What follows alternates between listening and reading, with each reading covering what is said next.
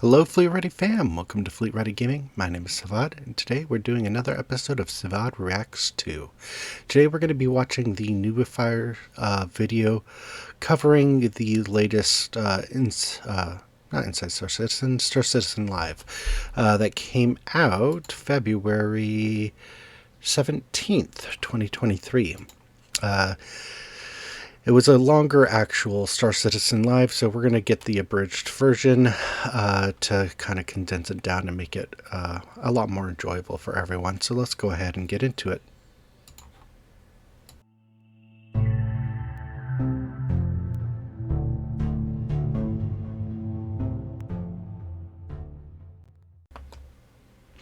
Alright, so got the video queued up and ready to go, and let's check it out, see what happened.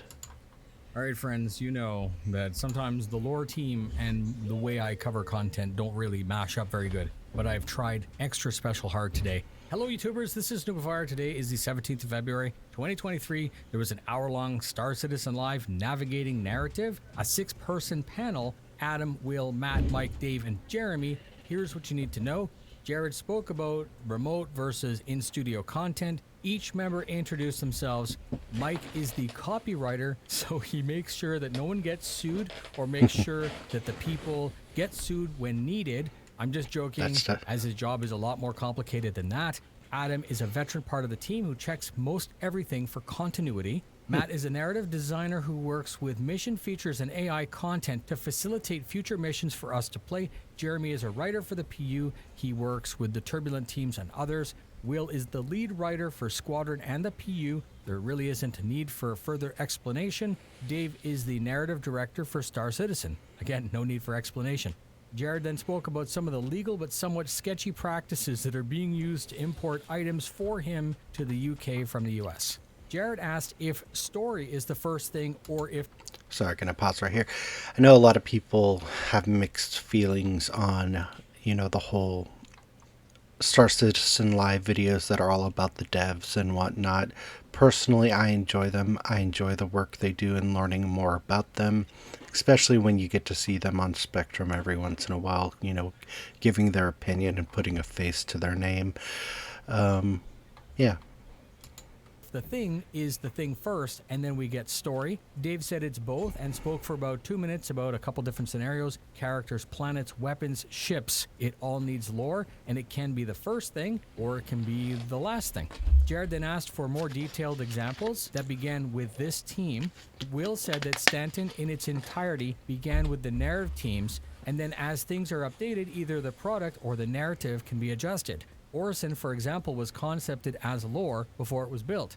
Grimhex Racetrack was similar, but through constant collaboration, it's evident that there was no black and white answer for any of this stuff. Lore creates or defines everything in game. Jared asked about the process to creating salvage missions. When the design is being designed, the team can guide or will flesh out the lore to suit what's being built. The mission giver matters, and if the mission is legal or sketchy, the mission would start or stop with the appropriate person. That makes sense. Lore has to make sense with the situation. They spoke about some in-game commercials, and then the conversation went towards the Banu Cube, which is very popular, and then it became a real thing. They spoke about how the bird helmet became, and then the lore needed to follow its addition. Jared asked for a walkthrough of a typical week in the narrative team. Dave said that they meet at the start of the week, and the rest of his explanation really sounded exactly like what any team in any office anywhere on the planet would do. He mentioned dealing with curveballs, and then the team would be working on the tasks that they were tasked to do,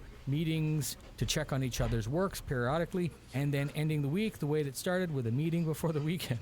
Right? So it's pretty normal.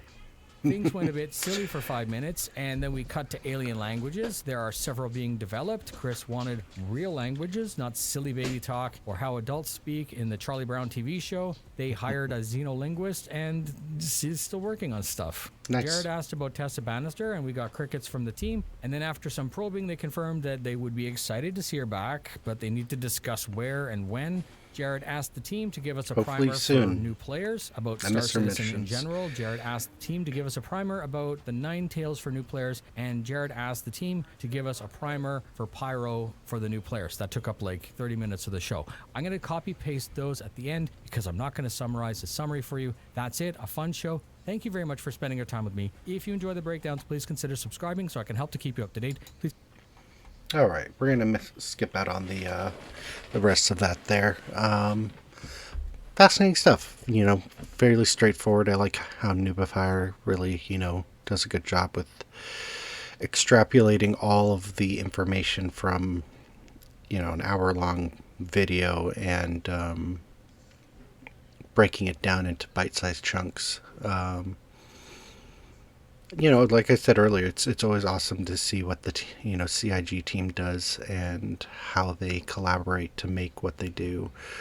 And going back to what they said, narrative and lore is definitely the biggest thing that impacts the game, everything in the game, and the fact that things started off one way because the project was one way, and then as it grew and changed, they are turning into new and exciting and even expanded upon realities of what it was originally was. But yeah, exciting stuff. Hopefully with next week we're going to be having a lot of content. Next week we should be getting a roadmap update. We may be getting a part 2 for the server meshing inside Star Citizen videos. I'm not sure if they're going to be holding off until a bit more information's for that, since they said it would be most likely a multi-part series, so 3 or 4 videos. But things are ramping up, and we're starting to see a lot more stuff that was being teased, that was shown from CitizenCon and everything. So hopefully we'll definitely get a lot more here very soon. With that being said, we're going to go ahead and start ending the video here. For those who have come in, we currently have a giveaway contest going on. You'll be able to find the video link for it up here, and all the rules and whatnot for it and what the prize is you can find in that video. If you enjoyed the video, please consider giving a thumbs up. It helps the YouTube algorithm spread our channel around, lets people know we exist.